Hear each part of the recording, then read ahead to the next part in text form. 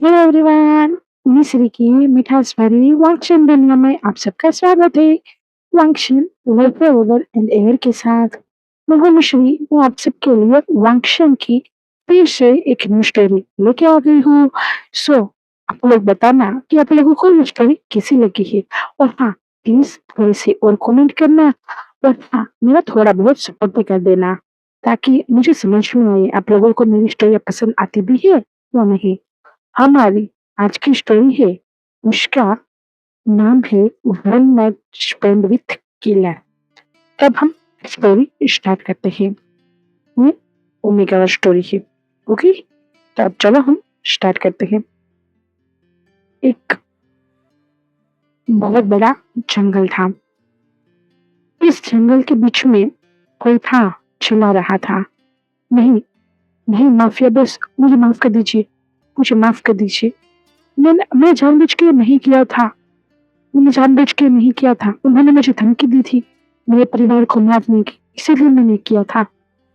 उसके सामने mafia boss था, बहुत ही बेवल इंसान, बहुत खूंखार इंसान। उसकी आंखें इतनी डरावनी कि सामने वाले की रूह कांप जाए। उसके हाथ में एक खंजर था और वो उस खंजर के साथ खेल रहा था। उसने जो आउटफिट पहना था वो बहुत ही बहुत ही अलग था, लाइक अ माफिया।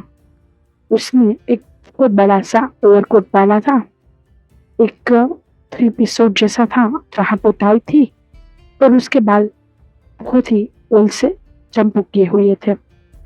वो दिखने में बहुत ही डरावना प्लस हैंडसम था।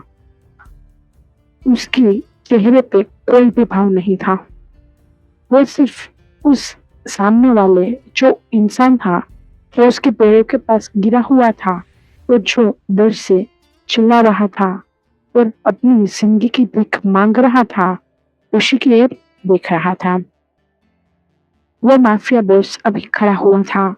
उसके आगे पीछे उसके अंटर पंटर थे और उनमें से दो ने उस जो इंसान था, जो गद्दार था, उसे पकड़ा हुआ था और उसे पीट रहे थे। उस टाइम पे माफिया बॉस एक श्मक करते हैं और उसे कहते हैं, रियली, तुम्हें ऐसा लगता है कि मैं तुम्हारी बातों को मान लूंगा? वाकई में तुम्हें क्या लगता है? क्या हाँ, लान वांगची माफिया बॉस इतना बेवकूफ है? और तुरंत ही वह उस इंसान के सीने में वो खंजर डाल देता है और वह तुरंत ही बाहर निकलता है बहुत जोर से, जिस वजह से उसके सीने में जो खंजर गया था और वहां से जो खून बहा था, वो तुरंत ही वांगची के चेहरे पे लग जाता है। अभी वांगची का पूरा चेहरा खून से सना हुआ था और उसकी आंखें बहुत डरावनी लग रही थी। उसके चेहरे पे एक बहुत ही किलिंग स्मग था और वांगची फिर से उसको मारता है वो खंजर से, और फिर से वो खंजर निकालता है, जिस वजह से वांगची और उसके आसपास जितने भी लोग खड़े थे, उन सभी को वो खून के छींटे उड़ते हैं। तभी ही वो इंसान जमीन पे गिरता। उसके साथ साथ ही सामने से कोई बहुत ही मासूम सा, कोमल सा, फ्रजाइल सा ओमेगा हुआ आया और वांगची के ऊपर दंपत होते हुए उसे सिर्फ इतना ही कहता है, please please help me killer, please help me. और वो उसकी बाहों में बेहोश हो चुका था। वांगची उस फ्रजाइल से ओमेगा को अपनी बाहों में संभाल चुका था। वो ओमेगा वो ओमेगा बहुत मासूम सा था। उसने कपड़े भी बहुत सिंपल से ही पहने हुए थे और उसके चेहरे पे बहुत ही पसीना था। उसके दोनों हाथ बंधे हुए थे, उसके बाल बिखरे हुए थे, उसके कपड़े भी इधर-उधर हुए हुए थे और वो बहुत ही पसीने में तरबतर था। उसके चेहरे पे डर का भाव था। उसकी आंखें बेशक बंद थी और बहुत खूबसूरत थी। वांची उसके चेहरे को स्कैन कर रहा था। जैसे जैसे वो उसके चेहरे को देख रहा था, वैसे वैसे टर्निंग के ऊपर वांची का दिल धड़क रहा था। वांची ने सबसे पहले उसकी बड़ी बड़ी आईलैशेस देखी थी। उसके बाद उसकी आंखें, जो बहुत ही प्यारी और बहुत खूबसूरत थी। उसका छोटा सा नाक और उसके होठों के नीचे वो प्यारा सा तिल, उसके गुलाब की पंखुड़ी जैसे होठ थे, बहुत ही खूबसूरत से होठ। वांची उस होठ को छूना चाहता था। वो पहले तो उसके होठों को छूने ही वाला था, तभी ही उसे किसी की आवाज आई। कोई कह रहा था, वो हमारा है, उसे छूना मत।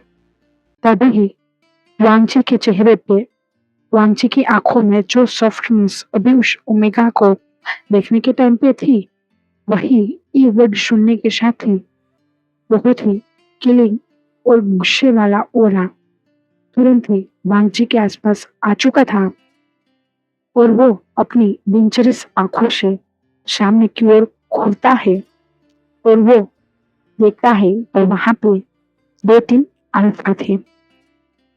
वो एक थोड़ी बड़ी उम्र का था, एक छोटी उम्र का था और एक उस ओमेगा से बहुत ही छोटा उम्र का था। यानी कि तीनों ही अल्फा छोटे मोटी उम्र के थे। वो अल्फा तुरंत ही वांची से कहता है, उसे हमने खरीदा है, उसे छूना मत, वो हमारा है, उसे हमें टेस्ट करना है। ये सुनने के साथ ही वांची का गुस्सा मानो फट पड़ा हो। वांची को ऐसा लगा हो किसी ने उसके सीने पे खंजर चलाया है और वांची बहुत ही गुस्से से उन सबसे कहता है, तुम लोग अब। उससे ज्यादा वो कुछ नहीं कहता। वो तुरंत ही वो अपने अंतर पंतर की ओर देखता है और वो उनके आंखों के इशारों से ही कुछ कहता है, जिसे उसके अंतर पंतर समझ जाते हैं और तुरंत ही वांची उस ओमेगा को अपनी गोद में ले लेता है और वो बहुत ही स्टाइल से आगे बढ़ने लगा था। वो तुरंत ही अपनी कार में बैठता है और उसके अंतर तंत्र उन तीनों नमूनों को पकड़ते हैं और उसका काम तमाम कर देते हैं, उसे इस दुनिया से गायब कर देते हैं।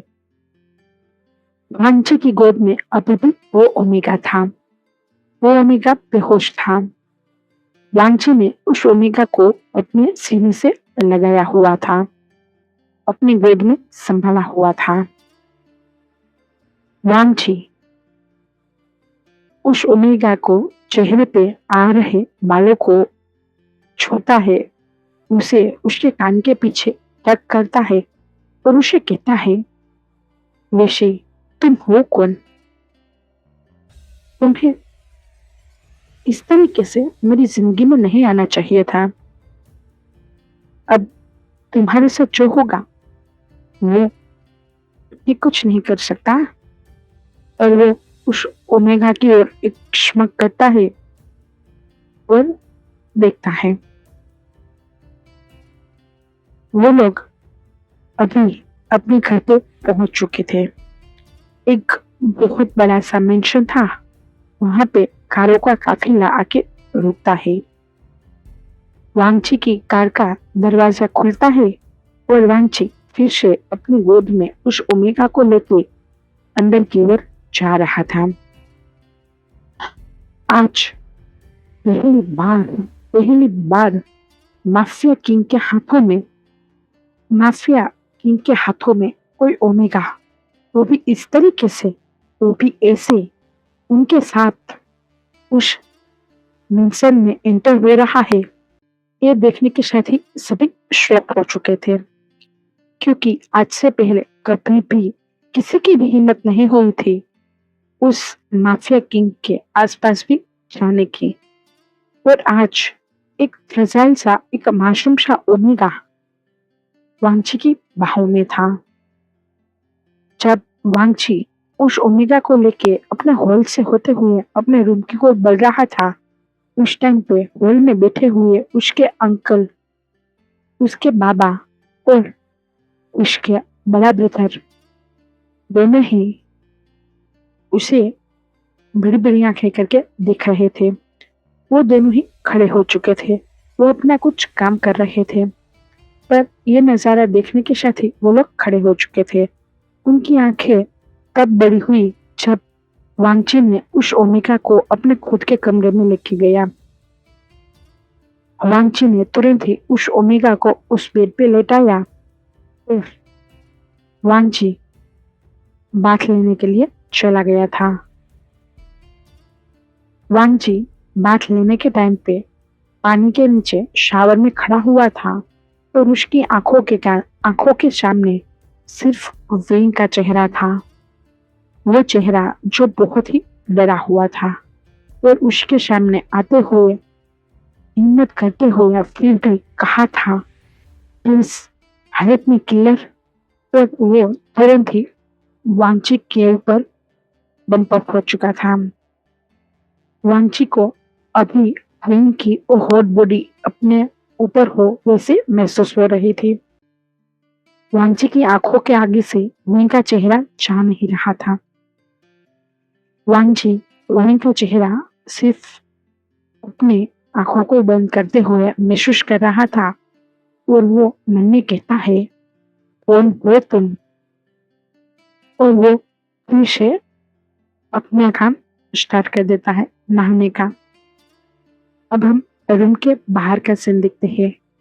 तो रूम के बाहर जो ओमेगा बेड पे था वो अभी होश में आ रहा था और वो ओमेगा इधर उधर देख रहा था। उसका पूरा बदन पसीने से तरबतर था। वो बेहोशी की हालत में ही अपने गाले पे, अपने नेक पे, अपने बदन पे अपना हाथ सहला रहा था। वो जैसे तैसे अपना बदन से कपड़े नोच रहा था। उसे वो कपड़े और भी ज्यादा गर्मी दे रहे थे। इधर उधर अपना सिर हिला रहा था और अपनी बंद हुई आंखों से निकी थोड़ी सी ही आंखें खोल के वो इधर उधर देख रहा था। पर वहां पे कोई नहीं था। पर विंग अभी इतने सेंस में नहीं था कि वो क्या कर रहा है, वो कहाँ पे है, वो किसके पास है, किसके साथ है, वैसा कुछ और सोचे। उसे अभी तो बस सिर्फ और सिर्फ अपनी बदन में वो हीट जो बढ़ रही थी उसे कम करना था। विंग जैसे तैसे अपने कपड़े नोचता है। हाँ, वो ओमेगा को और नहीं विंग था। विंग जैसे तैसे अपने कपड़ों को नोचता है, अपने कपड़ों को बदन से निकालता है और पूरा का पूरा बिना कपड़ों का हो जाता है और वो अपने नेक पे हाथों को सहला रहा था और वो दूसरा हाथ उसके निचले के हिस्सों को छू रहा था और वो अल्फा अल्फा करके चिल्ला रहा था। उसकी ओमेगा स्मेल, जो सेडेक्टिव ओमेगा स्मेल थी, वो उस कमरे में फील हो रही थी। वांगची जैसे ही बाहर आया वैसे ही उसके हाथ से टॉवेल ही छूट गया था। वांगची एक टॉवेल अपने कमर पे लपेटे हुए और दूसरा अपने सिर को पोंछते हुए बाहर आ रहा था। उसका बदन खुला था। नींद में अपनी आधी खुली आंखों से उसकी ओर देखा। जब आवाज हुई उसे अल्फा की स्मेल आई थी।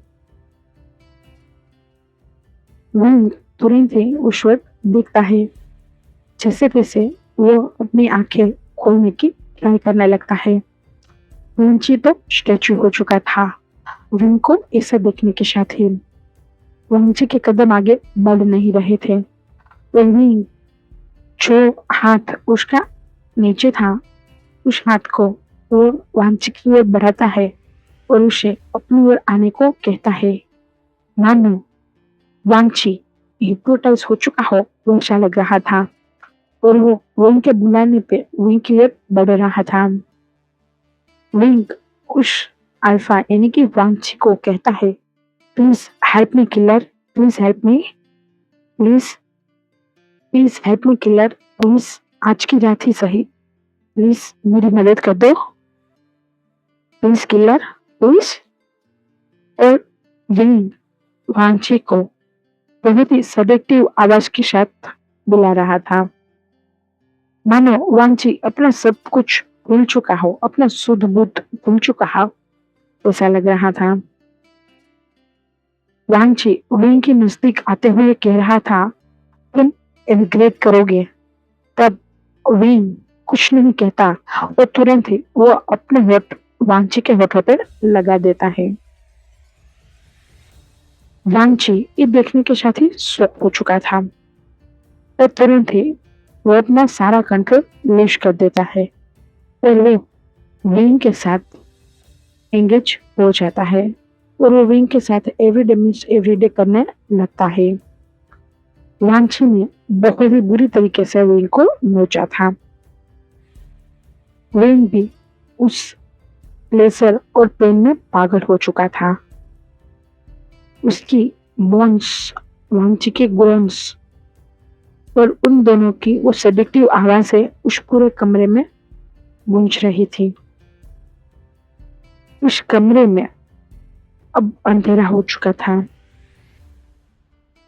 उस कमरे में जब शन की रोशनी आ रही थी, उस टाइम से अभी उस कमरे में चांद की रोशनी आ रही है। पर उस बेड पर दो जिस्म अभी भी एक दूसरे में लिपटे हुए हैं, एक दूसरे को अपना बनाने के लिए पागल हुए हैं, एक दूसरे में सच में खोए हुए हैं। नॉन स्टॉप, बिना रुके, बिना थके वो दोनों एक दूसरे को अपना बनाने में लगे हुए ही थे। विंग हर हिट के साथ यही कह रहा था, यस किलर इश, बस यहाँ, हाँ बस यही, हाँ यस, हाँ किल, हाँ। और विंग की ऐसी आवाज से यांगची को और भी पागल कर रही थी। यांगची और भी ज्यादा पागलों की तरह विंग को हिट किए जा रहा था। वो विंग वांगची के बालों को खींचते हुए उसे और ज्यादा अपनी ओर कर रहा था, मानो विंग वांगची को अपने अंदर ही समाना चाहता हो। पर दोनों ही अपने आप को कौन सुपीरियर है ये साबित कर रहा हो, वैसी जंग वहां पर लग रही थी। एक मूव में ऐसा लगता था कि विंग ज्यादा डोमिनेटेड है, तो दूसरे मूव में ऐसा लगता था कि वांगची ज्यादा डोमिनेटेड है। पर दोनों ही एक दूसरे को टक्कर दे रहे थे, दोनों ही एक दूसरे के लिए सारे परफेक्ट हो वैसा लग रहा था, कोई कम नहीं, कोई ज्यादा नहीं। वांगची विंग के साथ अब दूसरे दिन की सुबह तक लगा हुआ था। फिर से सुबह की रोशनी उस कमरे में आने लगी थी। उस खिड़की से बारिश की आवाजें आ रही थी। सुबह की पहली हल्की किरणें उस कमरे में आने लगी थी। उस कमरे में अभी जो हल्की रोशनी आ रही थी, उसी के साथ ही वांगची उस ओमेगा के ऊपर गिर जाता है और उसको अपनी बाहों में लेते हुए सो जाता है। और विंग भी वांगची को कस के गले लगा लेता है। दोनों ही सो चुके थे। कुछ देर बाद उसके दरवाजे के बाहर बहुत ही जोर जोर से नोक हो रही थी। वहां पे कोई था जो कह रहा था, मास्टर मास्टर 2 बज चुके हैं और बड़े मास्टर आपको बुला रहे हैं, मास्टर मास्टर। तभी ही वो ओमेगा यानी कि विंग ये आवाज सुनने के साथ ही कुल मिलाते हुए हिल रहा था और अपनी आंखें थोड़ी थोड़ी करके खोलता है और वो अपनी आंखों को नीचते हुए इधर उधर देख रहा था। पहले तो उसे कुछ समझ में ही नहीं आ रहा था कि वो कहाँ पे है। पर जैसे जैसे उसे सब याद आने लगा, वैसे वैसे वो शॉक हो रहा था। नीम के चेहरे पे वही डर के भाव फिर से आ चुके थे। उसकी आंखों में नमी आ चुकी थी और वो डरते हुए अपने साइड में देखता है। पहले तो वो उस हाथ को देखता है जो उसके कमर पे एड़े हुए थे, जो बहुत ही प्रोटेक्टिवली उसकी ओर बढ़े हुए हो वैसा लग रहा था।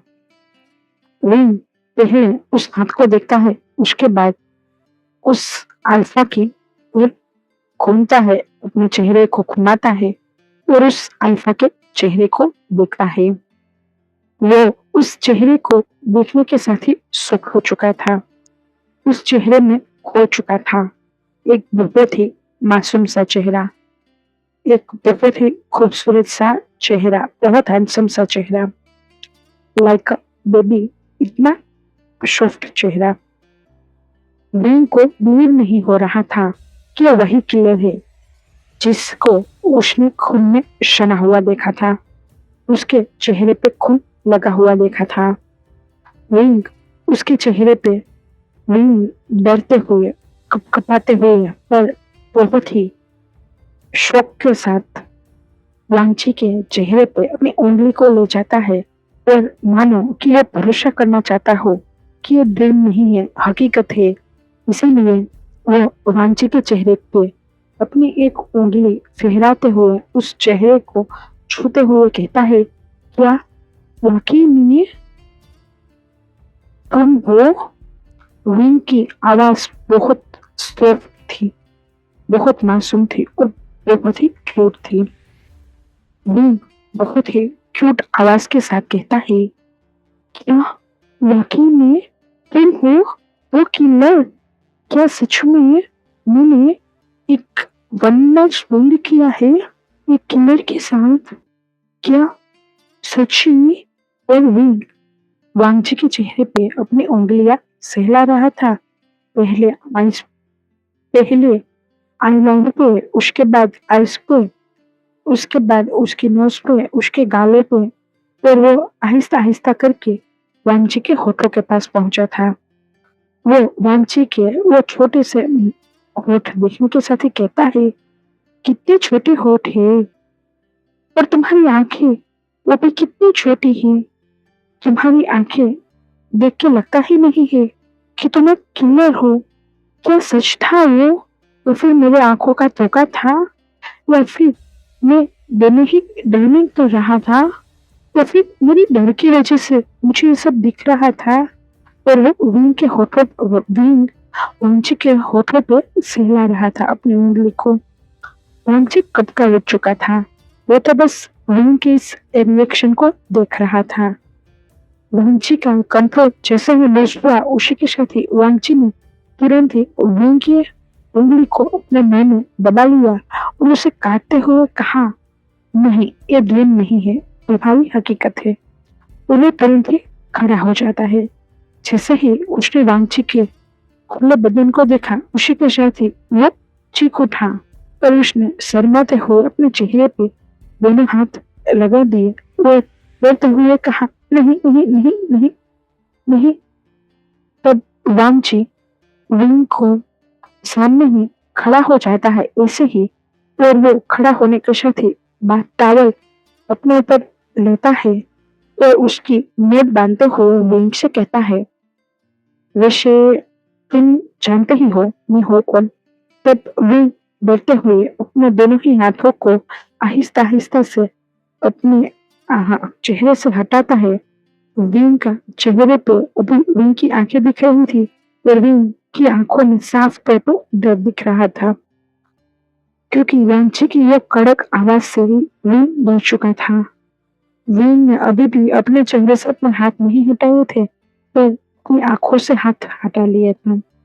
विंग की वो डरी हुई आंखें देखने के साथ ही वांची कहता है, मुझसे डर रहे हो? तब विंग पहले हमें सिर हिलाता है, उसके बाद नानी और कहता है, मैंने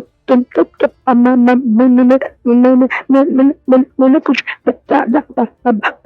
विंग को इस तरीके से करते हुए वांची विंग को कहता है हकलाना बंद कर दो और तुरंत ही वांची अपनी एक जो सिगार होता है ना, बहुत ही हेवी और कॉस्टली वाली जो लंबी सिगार आती है, वो लेता है और वो जलाता है और सोफे पे, जो सोफा उसका किंग सोफा था, वहीं पे वो बैठता है और अपना एक पैर दूसरे पैर पे लगाता है और वो उस सिगार को लेते हुए, इस सिगार को फूकते हुए, वो सिगार की जो पूरा होता है ना, उसे विंग की ओर थ्रो करता है और वो विंग से कहता है, तुम इंटेंशनली मेरे ओर आए थे या फिर अनइंटेंशनली? तब विंग वंशी को ही देख रहा था, वंशी के उस ओरे को देख रहा था जो बहुत डरावना था, जो बहुत ही खूंखार था और बहुत ही कातिल था। विंग डरते हुए कहता है, प्लीज प्लीज मुझे माफ कर दो, मैं किसी को नहीं बताऊंगा कि तुम किलर हो, मैं किसी को नहीं बताऊंगा कि मैंने एक नाइट किलर के साथ स्पेंड कर ली, प्लीज मुझे माफ कर दो, ये भूल जाओ, ये एक गलती समझ के भूल जाओ, एक वन नाइट स्पेंड समझ के भूल जाओ, प्लीज प्लीज मुझे माफ कर दो, मैं नहीं जानता था, मैं नहीं जानता था, मुझे माफ कर दो, मुझे माफ कर दो, मुझे मुझे मुझे माफ कर दो। तब वांची विंग को बहुत ही रूड आवाज में कहता है, शट अप। ये सुनने के साथ ही विंग चुप हो चुका था। विंग डरते हुए वंशी को कहता है, मैंने जानबूझकर नहीं किया था कुछ भी, वो तो मेरी चाची ने किया था, मुझे माफ कर दो, मुझे माफ कर दो। तब वांची फिर से विंग की ओर चिल्लाते हुए कहता है, शट अप। तब विंग फिर से चुप हो जाता है और फिर से रोते हुए कहता है, मैं चला जाऊंगा, मैं तुम्हें परेशान नहीं करूंगा, नहीं नहीं मैं आपको परेशान नहीं करूंगा, मुझे माफ कर दो, मुझे माफ कर दो, मैं किसी को नहीं बताऊंगा कि मैंने एक किलर के साथ, नहीं नहीं मैं किसी को नहीं बताऊंगा, प्लीज मुझे माफ कर दो, मुझे माफ कर दो। तब विंग विंग को कहता है, विंग विंग को कहता है, तुम्हें किसने कहा कि तुम यहाँ से जा सकते हो, और तुम्हें किसने कहा कि तुम्हें यहाँ से जाने दिया जाएगा? तब विंग रोते हुए कहता है, प्लीज प्लीज किलर ऐसा मत कीजिए, मत कीजिए, मेरी हेल्प करने के लिए थैंक यू, पर प्लीज मुझे कैद मत कीजिए, मुझे मारिए मत, प्लीज प्लीज। तब वांची कहता है, बताने वाले हो या नहीं, तुम क्या कर रहे थे वहां पे, और अल्फा कौन थे? विंग रोते हुए कहता है, ये मेरी चाची ने मुझे बेच दिया था, मुझे पता ही नहीं था उन्होंने ऐसा किया। तब वांची गुस्से से विंग को चिल्लाते हुए कहता है, शट अप। बिना रोए भी बात हो सकती है, बिना रोए चुपचाप सही से और सच्चाई के साथ इनकी पूरी कहानी मुझे बताओ, मैं सुन रहा हूँ। ये सुनने के साथ ही विंग पहले तो वो अपने आंसू को पोंछता है दोनों ही हाथों से बहुत रफली, और उसके बाद वो वांची की ओर देखता है और वांची से कहता है, मैं मेरा नाम विभूषण है, मुझे सब विंग कहते हैं, और मैं परिवार के साथ रहता हूँ, वो मेरी चाची लगती है, मेरी मौसी चाची थी, वो मेरी माँ की स्टेप सिस्टर थी, उनको मैं पसंद नहीं था, मेरी माँ भी उनको पसंद नहीं थी, पर उन्होंने मुझे रखा। मेरी माँ बाप के मरने के बाद मुझे लगा था वो बहुत अच्छी है, बहुत अच्छी है, पर नहीं, वो सच नहीं था, वो बहुत बुरी है, बहुत बुरे है। उन्होंने ना तो फिर से वांची चीखता है और कहता है, मैंने तुम्हें रोने के लिए मना किया है, तुम्हारे इस छोटे से दिमाग में बात नहीं घुसती है क्या? तब विंग चुप हो जाता है और विंग फिर से रोते हुए कहता है, वो। तब वांची कहता है, वो करना बंद कर दो, मैं जो कहा सो कहा, ना रे, अच्छे से मुझे कहानी बताओ तुम्हारी। तब वीन कहता है, वो मेरी चाची ना मुझे अपने घर पे ले गई थी। मुझे लगा था वो मुझे संभालेगी, मुझे प्यार करेगी, मेरे साथ अच्छे से रहेगी। उस टाइम पे मैं सिर्फ 10 साल का था, पर मुझे नहीं पता था वो तो मुझे अपने घर की नौकरानी बना के ले जा रही है। मैं जब उनके घर पे पहुंचा था, तब मेरी मासी, मेरी चाची मेरे सिर पे हाथ सहलाते हुए कहती है, "वीन, बेटा, आज से तुम्हारा ही घर है और इस घर के जितना भी काम है वो सभी तुम्हें ही करनी पड़ेगी ना। तुम इस घर की रहने का हो ना।" तो मुझे लगा था कि मुझे बहुत प्यार से रखना चाहती है, इसीलिए मेरे साथ ऐसा कर रही है। पर मुझे नहीं पता था कि ये मुझे बहला रही थी, फुसला रही थी और उसके बाद से उन्होंने मेरी जिंदगी हेल कर दी। अगर मुझसे कुछ काम सही से नहीं होता तो मुझे छड़ी से पीटती थी। अगर मैंने कुछ गिरा दिया तो कुछ तोड़ दिया या फिर मुझसे कुछ खराब हो गया तो मुझे एक बेसमेंट में कैद कर देती थी, बहुत अंधेरी जगह पे। मुझे बहुत टॉर्चर करती थी, बहुत मुझे बहुत परेशान किया है उन्होंने। मैं 15 साल का हो गया था, मुझे घर से बाहर ही नहीं जाने देती थी। वो बेहद बुरी थी, वो मुझे बेहद मारती थी। उसने मेरे चेहरे को खराब करने की भी कोशिश की थी, पर उसके बेटे को मैं बहुत पसंद था, इसीलिए उन्होंने मेरा चेहरा खराब नहीं करने दिया। पर मुझे नहीं पता था ये सब। उसके बाद फिर से कुछ साल उसके बाद फिर से ही वैसे ही दिन पसार होना स्टार्ट हो चुका था। मुझे लगा था अब सब अच्छे से होगा, पर मुझे नहीं पता था अब तो मेरा और भी बुरा दिन आना स्टार्ट हो चुका था। जैसे-जैसे मैं बड़ा होता गया ना, वैसे-वैसे मेरा ही ब्रदर मुझे बुरी तरीके से छूने लगा था। मुझसे बेहद ही अजीबो-गरीब बातें कर रहा था। मैं उसको कहता भी था कि मेरे ब्रदर हो, मुझसे दूर रहो, इस तरीके से मुझसे बातें मत करो, पर वो नहीं समझता था। वो जानबूझ के मेरे साथ ऐसा करता था, बारी-बारी मुझे छूने की कोशिश करता था, पर जैसे-तैसे मैं वहाँ से भाग जाता था। मैं कभी भी उसके हाथों नहीं आया था, पर एक बार हद हो चुकी थी। उसको रेत आई थी। ये उस टाइम पे वो मेरे कमरे में घुस चुका था। बड़ी मुश्किल से अंकल ने उसे मेरे कमरे से निकाला था। मैं बहुत डर चुका था। वो रात को मेरे कमरे में घुस चुका था। बहुत अंधेरा था। मैं सो रहा था अपने बेड पे और वो तुरंत ही मुझ पे जंप लगा दिया था। मैं चीखने लगा था, चिल्लाने लगा था और मेरी चीखें और चिल्लाहट सुनने के साथ ही मेरी आंट वो और मेरे अंकल वो दोनों ही वहाँ पे आ गए थे और उन दोनों ने अपने बेटे को जैसे-तैसे वहाँ से निकाला था। मेरी आंट ने उसके बेटे को कुछ नहीं कहा था। वो तुरंत ही वहीं पे रखी झाड़ू को लेकर मुझे बहुत ही बुरी तरीके से मारने लगी थी। वो कह रही थी कि मैंने ही किया है, मैंने ही उनके बेटे को अपने कमरे में बुलाया होगा। उसका बेटा ऐसा है ही नहीं, वो तो बहुत अच्छा है। मैं ही बुरी हूँ, मैं ही बुरा हूँ, मैं ही बुरा हूँ। और वो बहुत ही बुरी तरीके से मुझे पीट रही थी। बहुत मारा था उस दिन मुझे उन्होंने। मैं खून से सना हुआ था। मैं रो रहा था, मैं कह रहा था, "नहीं आंट, मैंने कुछ नहीं किया, नहीं आंट, मैंने कुछ नहीं किया।"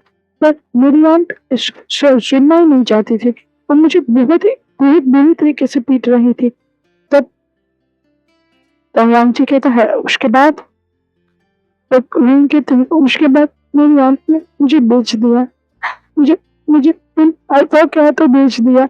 जैसे ही उस बात को कुछ दिन हो गए ना, उसने अपने बेटे को कहीं बाहर बेच दिया और उसके बाद कुछ जो होते हैं ना दलाल, उनको बुलाया और उन्होंने पता नहीं मुझे किस तरीके से बेच दिया और वो दलाल मुझे घसीटते हुए वहाँ से ले जा रहे थे।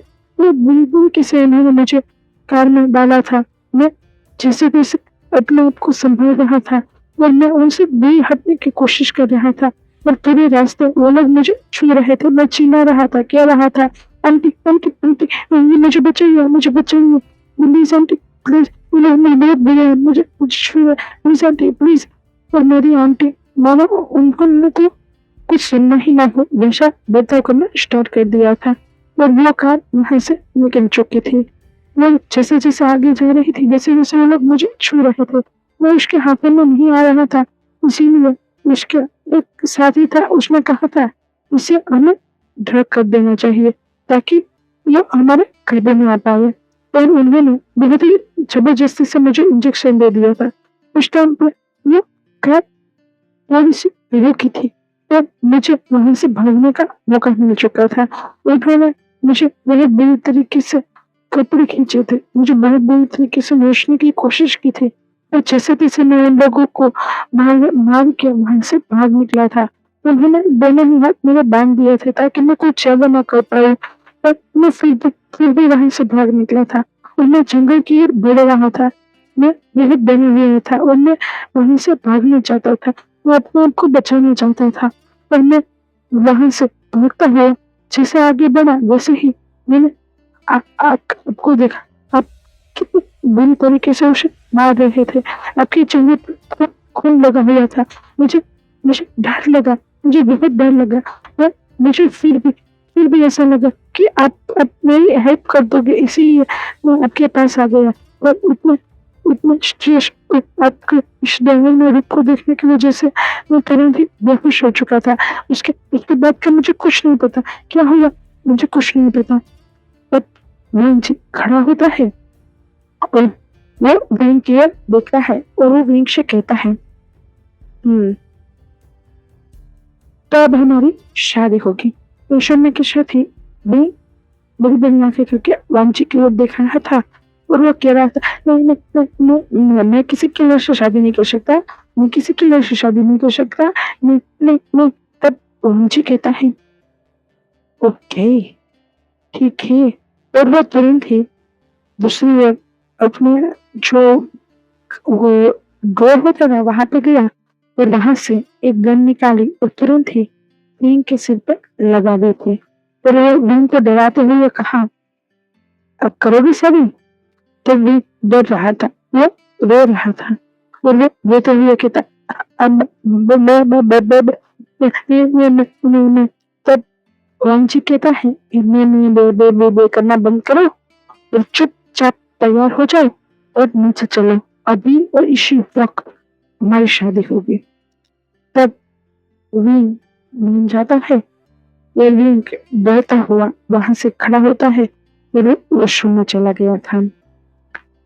उसके बाद वांची वहीं पे विंग की राह देखता है।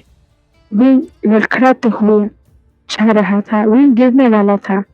विंग अपने आप को संभालता है और वो एक बार पीछे मुड़ के वांची को देख रहा था। वांची अभी उस गन के साथ खेल रहा था। विंग जैसे ही वॉशरूम में गया वैसे ही वो इधर उधर देखने लगा था, काश कि वो यहाँ से भाग जाए। तब उसे वांची की आवाज सुनाई दे रही थी। वांची ने कहा, कहीं से नहीं भाग सकते हो, चुपचाप तैयार हो जाओ। ये सुनने के साथ ही विंग बैठ जाता है और वो लड़खड़ा जाता है। ये गिर नहीं रहा था, पर वो दीवार के सहारे खड़ा रह जाता है। उसके बाद वो तैयार होकर बाहर आता है और वांची उसे अपने ही कपड़े देता है। दोनों ही फ्रेश होने के साथ ही नीचे आते हैं और वो अपने बाबा लानकुरन और अपने गगा के सामने विंग को खड़ा करते हुए कहता है, मीट माई ओमेगा, वी वुशियान। ये सुनने के साथ ही वो दोनों बड़ी बड़ी आंखें करके विंग को देख रहे थे। उसके चेहरे पर यानी कि विंग के चेहरे पर डर साफ साफ उन दोनों को दिख रहा था। वांची की ओर देखते हुए लानकुरन कहते हैं, ये जबरदस्ती नहीं कर रहा है ना तुम? तब वांची कहता है, नहीं, पूछ सकते हैं आप इसे। तब लान शिचन विंग की ओर देखते हैं और विंग से कहते हैं, तुम जानते हो ये है कौन?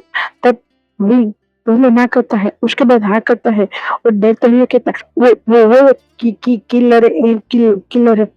तब लान शिचन और लान कुरन बड़ी बड़ी आंखें करके वांची की ओर देखता है।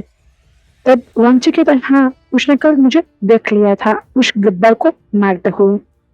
तब लान कुरन वांची को कहता है, वांची फिर से? तब वांची कहता है, मैं क्या करूं बाबा, अगर कोई गद्दारी करेगा तो उसे सजा तो देनी ही पड़ेगी, और उसने गद्दारी के साथ मुझे झूठ भी बोला और अपने परिवार को उसमें बीच में लेके आया, तो उसे सजा तो भुगतनी ही पड़ेगी।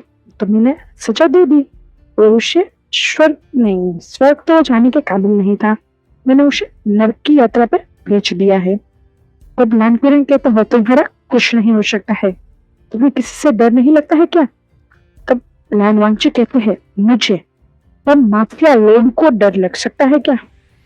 और वो एक शमक करता है और विंग के हाथ को खींच के वहां सोफे पर बिठा देता है।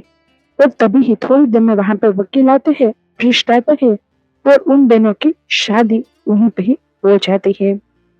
अब हम तुरंत ही 5 साल के बाद का सीन देखते हैं। अभी उस लाल मेंशन में हंगामा हो रखा था।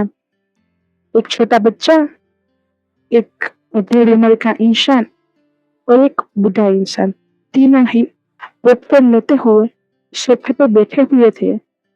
सोफे पे साइड पे बैठे हुए थे, मानो कोने को लगा के, और वो सामने का नजारा यानी कि सामने की मूवी देख रहे थे। लान कुरन कहते हैं, वैसे कोई कह रहा था कि नहीं, वो किसी से डर नहीं सकता, तब माफिया लोग को कोई डरा नहीं सकता। तब लाइन सिचन हंसते हैं और वो कहते हैं, अच्छा हुआ बाबा मैंने शादी नहीं की, वरना इसकी जैसी मेरी हालत हो जाती। तभी ही लान वांची ये बात सुन लेते हैं और लान वांची कहते हैं, बाबा आपको मेरी हेल्प करनी चाहिए थी। और आप तब तभी ही लान वांची के सिर पे एक जो कुछ सामान आके गिरता है। लान वांची अपने सिर को पकड़ते हुए कहते हैं, वी माफ कर देना मुझे, मुझे इस तरीके से मत पीटो। तभी ही लान वांची के बम पे एक झाड़ू आके लगता है और लान वांची इधर उधर भागना स्टार्ट कर देता है। उसके पीछे विंग भाग रहा था। विंग कह रहा था, तुम्हारी हिम्मत कैसे हुई? मैंने कहा था ना मुझे वो चीज चाहिए, अभी तक तुमने वो चीज मुझे लाकर नहीं दी। तब लान वांची कह रहा, प्लीज विंग मुझे काम था, मैं भूल गया, मुझे माफ कर दो, मुझे माफ कर दो। और वो डर के मारे इधर उधर भागता हुआ भाग रहा था और वो विंग को मनाने की कोशिश करते हुए कह रहा था, विंग विंग प्लीज मैं अभी ला दूंगा। और वो अपने बम को सहला रहा था क्योंकि वो फिर से विंग के हाथों टूट चुका था और विंग ने वांची के बम को लाल कर दिया था। विंग को रोकते हुए वांची कहता है, मैं तुम्हारा अल्फा हूँ, प्लीज थोड़ी सी तो रहम कर दो। तब विंग मुझे से कहता है, अल्फा हो ना इसीलिए बचे हुए हो, वरना मैं तुम्हारे इस खंजर से ही तुम्हें क्लास कर देता है। तब वांची डर जाता है और वांची कहता है, तुम थोड़ी सी तो मेरी रिस्पेक्ट कर लो, मैं माफिया लॉर्ड हूँ। ये सुनने के साथ ही पीछे विंग ने अपने पास में इधर उधर देखा और वहां पे एक फ्लावर बॉस था, उसे उठाया और वांची को फेंक दिया। वांची झुक गया, वरना वो फ्लावर बॉस वांची के सिर पे ही लग जाता। और विंग कहता, माफिया बॉस यू मैंने तुम्हें क्या कहा था, क्या मंगाया था मैंने तुम्हें क्या कहा था, कल हमारी एनिवर्सरी है, तुम भूल गए। और फिर से विंग इधर उधर कुछ देखता है पर विंग को कुछ नहीं मिलता और विंग अपनी कमर को संभालते हुए झुकता है और अपने पैर में जो चंपल था, जो स्लीपर थे, उसे लेता है और उस स्लीपर को वांची की ओर थ्रो करता है और वो स्लीपर वांची के सिर पे लग चुका था। वांची कहता है, नहीं नहीं बचाओ मुझे, कोई तो बचाओ। आर्यन ये नजरे का मजा लेते हुए कहता है, मामा बाबा को पीट रही है, मामा बाबा को पीट रही है। तब लांस कून और लांसी चैन दोनों ही आर्यन के सिर पे हाथ सहलाते हुए कहता है, ये तो 5 दिन का है, बड़े मजेदार है। अब आया उठ पहाड़ के नीचे। तभी ही लान वांची गुस्से से उन दोनों की ओर घूरता है और वो कहता है, तुम लोग हाथ में आओ, मैं तुम लोगों की सच में पिटाई कर दूंगा, तुम लोगों को दिखाऊंगा कि माफिया लोग होते क्या है। तब विंग फिर से वांची को कुछ और चीज मारता है और उसे कहता, माफिया लोग रुको, तुम अभी रुको, मैंने तुम्हें क्या कहा, तुम रुको। और वो फिर से वांची के पीछे कुछ चीजें सामान लेके उसे मारने लगता है। वांची इधर से उधर भाग रहा था और उस हॉल में वहां पे जितने भी वांची के बॉडीगार्ड थे, जितने भी गुंडे थे, जितने भी नौकर चाकर थे, सभी ही वांची की इस हालत पे हंस रहे थे, अपना सिर झुका के हंस रहे थे और वांची के इस हालत पे तरस खा रहे थे। और वांची सिर्फ चिल्लाता ही चल रहा था, बचाओ मुझे, बचाओ बचाओ बाबा, गगा आयुवान बेटा बचा लो अपने बाबा को, बचा लो। तभी विवान फिर से कहता है, वह वांची के बच्चे, और फिर से कुछ मारता है। और इसी के साथ ही हमारी एक कहानी का एंड हो चुका था। तो आप लोग समझ ही चुके होंगे, जो लान वांची था माफिया किंग, माफिया लोग जो किसी से नहीं डरता था, जिसने विंग को गन की नोक पे शादी की थी, आज उसकी क्या हालत है। तो ये बात सही है कि बीवी से बच के रहिए, चाहे वो कोई भी हो, उसकी हालत घर में गोभी के खाट जैसी हो ही जाती है। सो आप लोगों को ये स्टोरी कैसी लगी वो मुझे बताना, और हाँ अच्छी लगी नहीं तो प्लीज कमेंट करना, और अगली स्टोरी में आप लोगों को क्या चाहिए वो बताते जाना। और मैंने दूसरी चैनल स्टार्ट की है जहाँ पे वांगशन और ईजान के सोच आएंगे, तो अगर आप लोगों को इंटरेस्ट हो तो उस चैनल को भी सब्सक्राइब कर लेना। बाय, सब हैप्पी रहना।